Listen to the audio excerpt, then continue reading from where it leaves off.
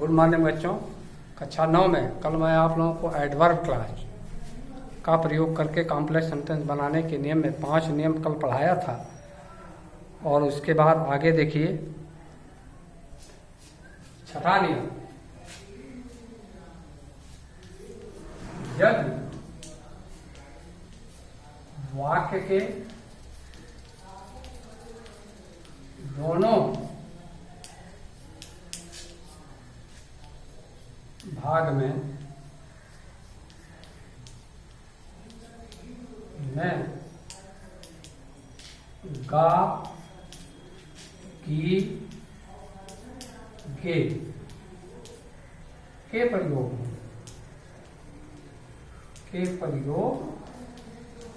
हों, अर्थात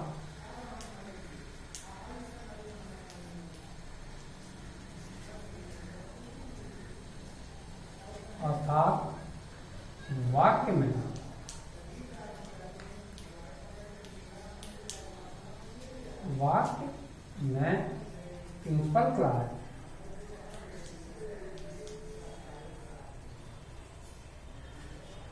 principal clause तथा सबऑर्डिनेट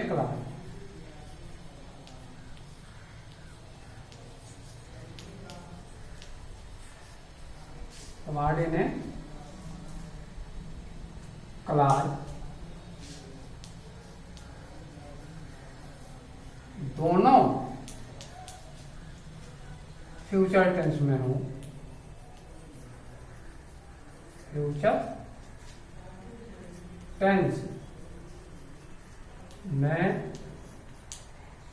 हूं तो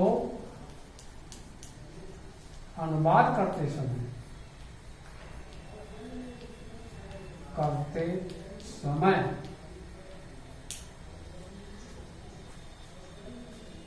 इफ या व्हेन से प्रारंभ होने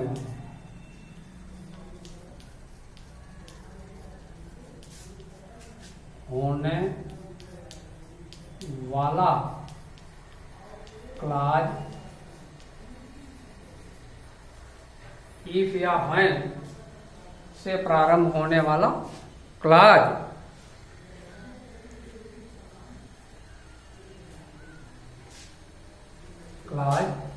प्रेजेंट इंडेफिनिट टेंस में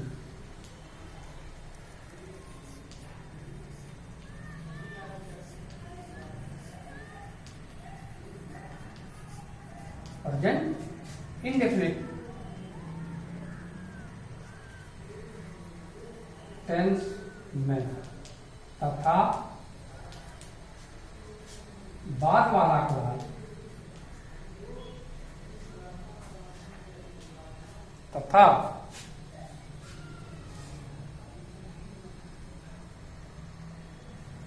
बाद वाला क्लाज बाद वाले क्लाज को फ्यूचर इंडेफिनिट टेंस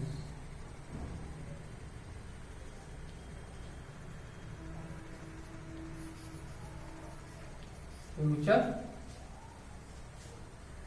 बाद वाला क्लाज फ्यूचर इंडेफिनिट टेंस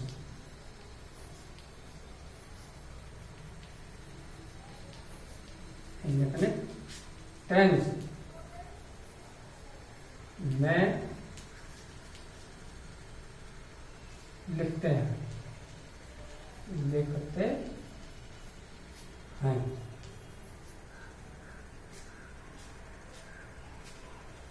जैसे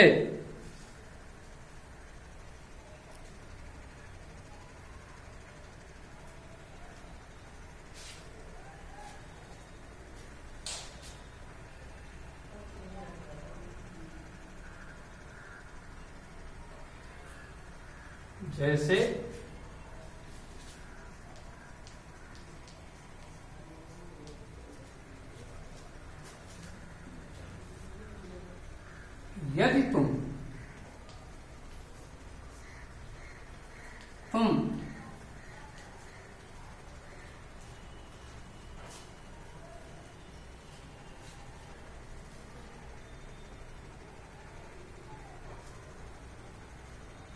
पुस्तक पढ़ोगे, यदि तुम पुस्तक पढ़ोगे,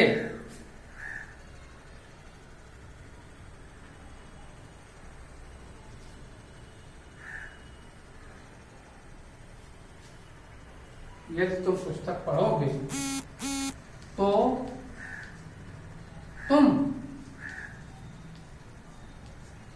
इसको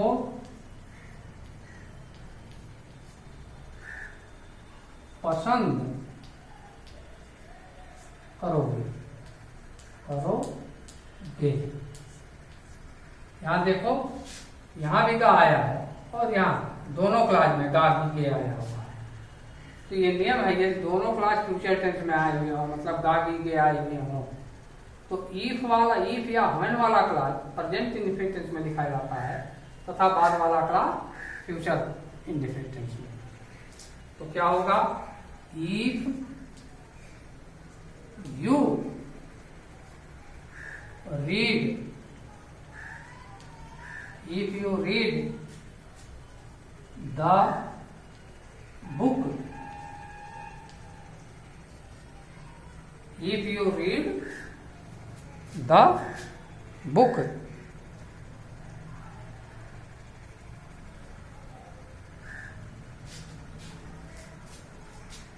कामा, तो यहां तक की कोई अंग्रेजी नहीं, कामा, you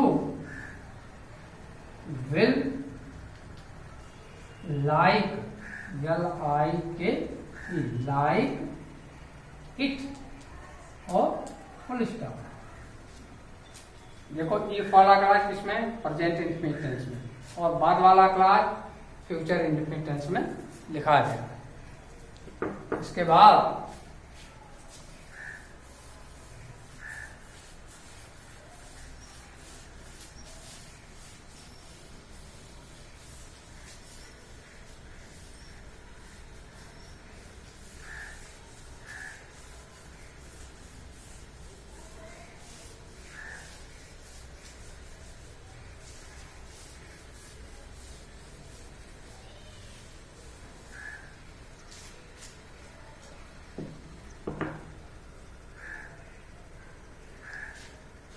सातवां नियम, लीस्ट, LEST, इसकी हिंदी है कहीं ऐसा ना हो कि, कहीं ऐसा ना हो कि, इसकी हिंदी है, लीस्ट की हिंदी क्या है, कहीं ऐसा ना हो कि।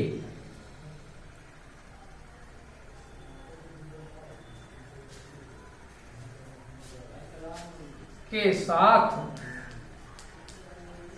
शुड के प्रयोग होते हैं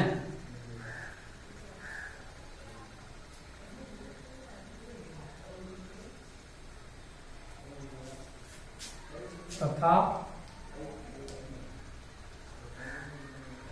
लिस्ट के बाद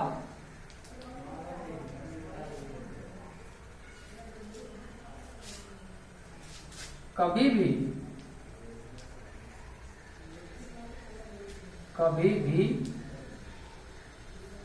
नॉट के प्रयोग नहीं होते हैं।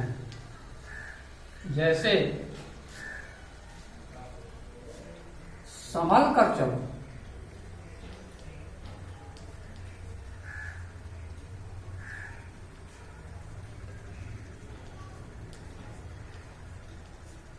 संभल कर चलो, कहीं ऐसा ना हो कि गिर पड़ो। तो क्या होगा?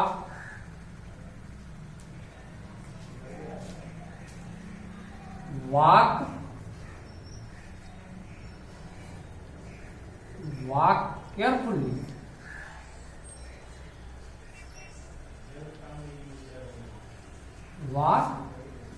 carefully, comma, least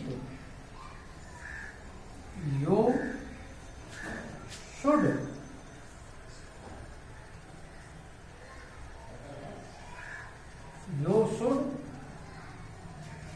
fall down।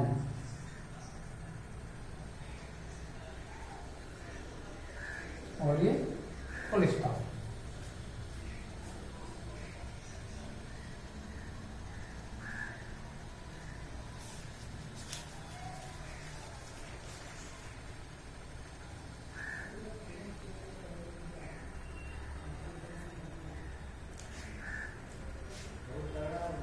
नहीं रहता है।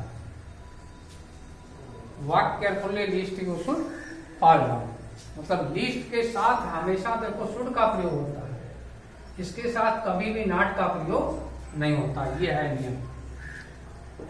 इसके बाद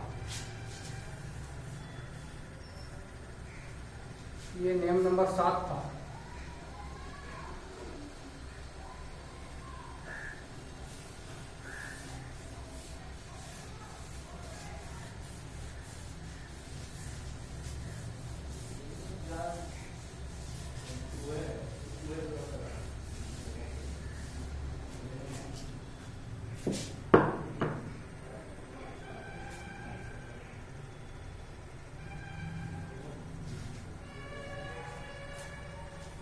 आठवां नियम,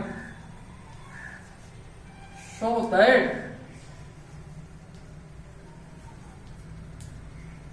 ब्रैकेट में सो दैट की हिंदी क्या? ताकि। सो दैट की हिंदी क्या है? ताकि। सो दैट के बाद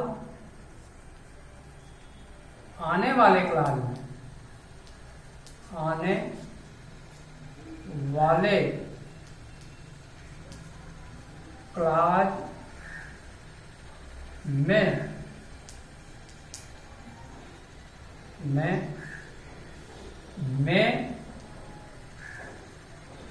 या माइट के प्रयोग होते हैं। हाँ, यहाँ देखो मे या माइट के प्रयोग, ये भी जान लीजिए आप, मे या माइट के प्रयोग होता है, लेकिन ये मे कब होगा और कब माइट? यदि इसके पहले वाला क्लास, मतलब सो दैट वाले, इसके पहले वाला क्लास प्रेजेंट टेंस में है, तो वो बाद वाले क्लास में, सो दैट वाले क्लास में मे का प्रयोग होगा, और इसके पहले का क्लास यदि पास्ट टेंस में है तो सो दैट वाला क्लास माइट में प्रयोग होगा। जैसे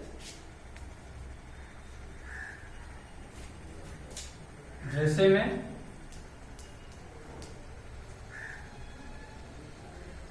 वह कठिन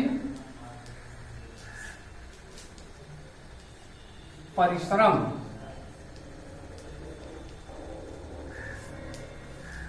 करता है ताकि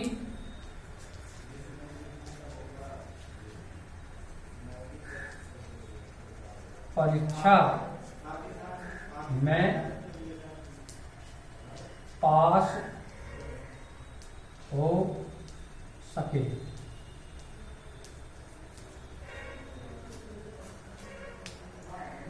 तो क्या होगा? वो कठिन परिश्रम करता है। ही वर्क्स, WORKS, अरे यहाँ करता लगा हुआ present indefinite tense. He works hard so that ताकि की अंग्रेजी क्या होगी so that he, क्योंकि यहां देखो प्रेजेंट इंडिफिनिट में है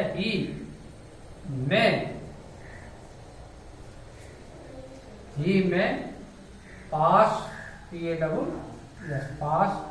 in the examination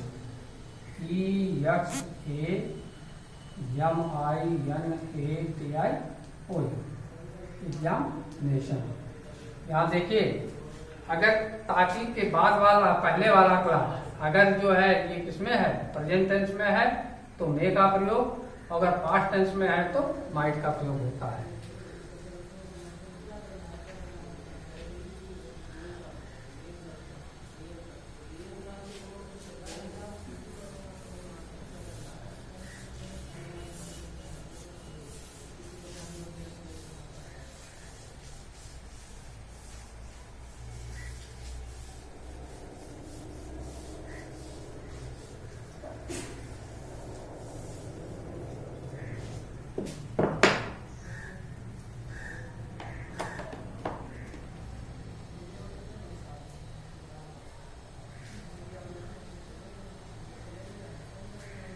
नवा नियम,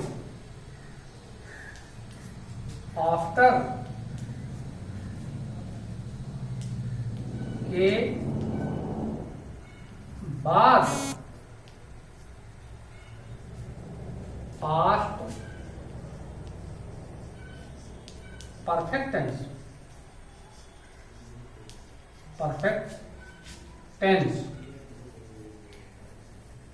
का प्रयोग होता है।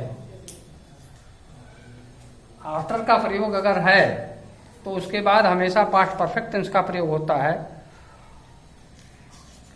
जैसे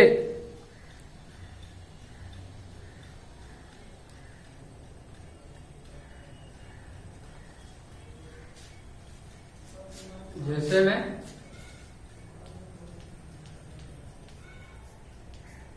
उसके जाने के बाद हम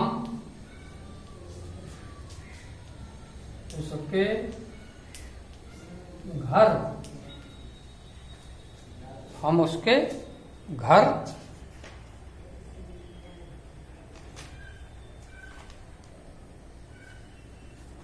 पहुंचे।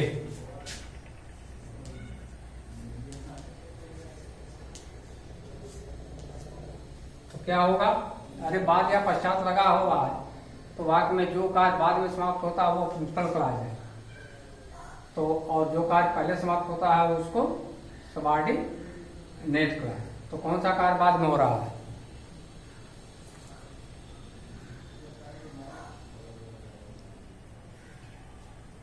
हम उसके घर पहुंचे, ये बाद में हो रहा है और ये पहले। तो we reached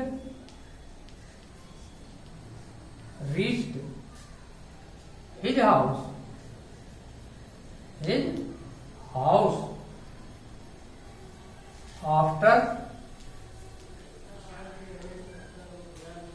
after he had gone।